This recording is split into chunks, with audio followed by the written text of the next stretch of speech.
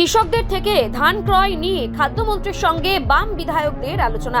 কৃষকদের কাছ থেকে ন্যায্য মূল্যে সরকারের ধান ক্রয় করার বিলম্ব দেখে শুক্রবার মহাকরণে রাজ্যের খাদ্যমন্ত্রী সুশান্ত চৌধুরীর সঙ্গে সাক্ষাৎ করতে যান বামফ্রন্টের বিধায়কদের এক প্রতিনিধি দল। প্রতিনিধি দলে ছিলেন বিধায়ক শ্যামল চক্রবর্তী, অশোক চন্দ্র মিত্র, রামু দাস, শৈলেন চন্দ্র নাথ, সুদীপ সরকার, নির্মল বিশ্বাস, দীপঙ্কর সেন।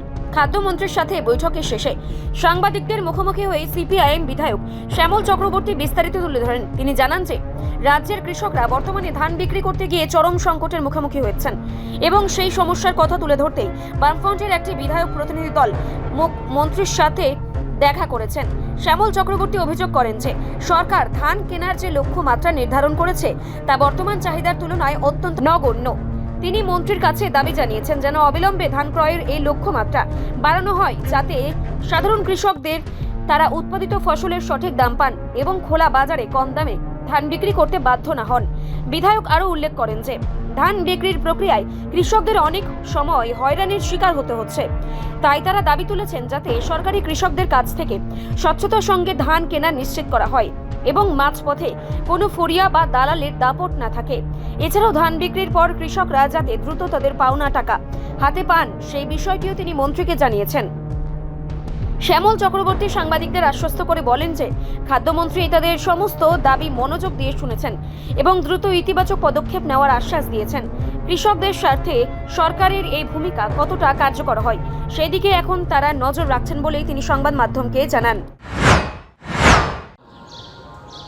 আমরা বামফ্রন্টের বিধায়কগণ রাজ্যের খাদ্যমন্ত্রীর সাথে দেখা করেছি। নির্দিষ্ট একটা বিষয় নেই, সেটা হলো কৃষকদের থেকে তাদের উৎপাদিত যে ধান, এই ধান ক্রয় করা সম্পর্কে। তাতে আমাদের দিক থেকে যেটা আমরা বলেছি সেটা হলো ধান ক্রয় করার ক্ষেত্রে 2 মাস দেরি হয়ে গেছে। যখন ক্রয় করার কথা তার থেকে 2 মাস দেরি হয়েছে, 1 নম্বর। 2 নম্বর হলো টোটাল যা ধান ওনারা কিনবেন সেটা দেখা যাচ্ছে রাজ্যে যা উৎপাদন আছে সেই উৎপাদনের 2.something% মাত্র। সেটাও আমরা ওনাদের দৃষ্টিতে নিয়েছি। উৎপাদনের সাথে এই ক্রয়ের তো কোনো ফারাক বলে আর নেই, পুরোটাই ফারাক।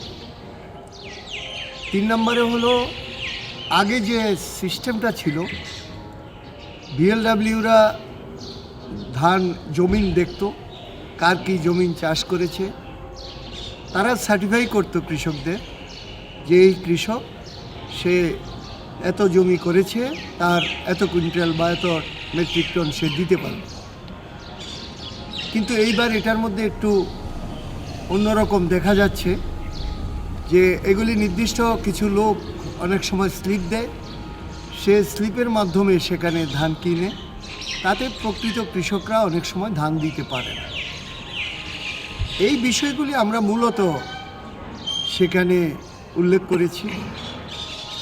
তাতে উনি বলেছেন যে আমাদেরকে একটা বিষয় হলো 2 মাস কেন দেরি হলো। ওনারা বলেছেন মিলিংয়ের একটা বিষয় আছে, সেইটা পাস হয়ে আসতে এবং মন্ত্রিসভায় এগুলি পাস হতে সব কিছু মিলে একটা সময় সেখানে গেছে, যার জন্য এইবার 2 মাস দেরি হয়েছে। সামনের থেকে আর দেরি হবে না, সেটা একটা পার্মানেন্ট 3 বছরের জন্য সিদ্ধান্ত গ্রহণ করা হবে।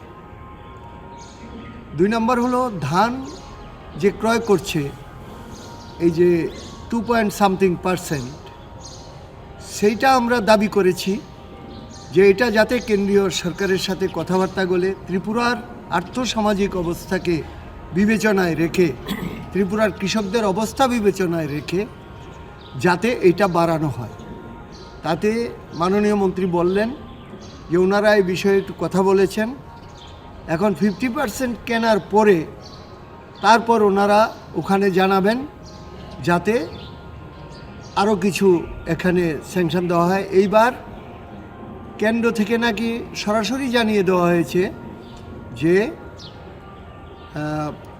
18,000 MT এইবার ধান কিনতে পারবে, মানে এটা একদম সিলিং করে দিয়েছে, এর উপরে কিনতে পারবে না।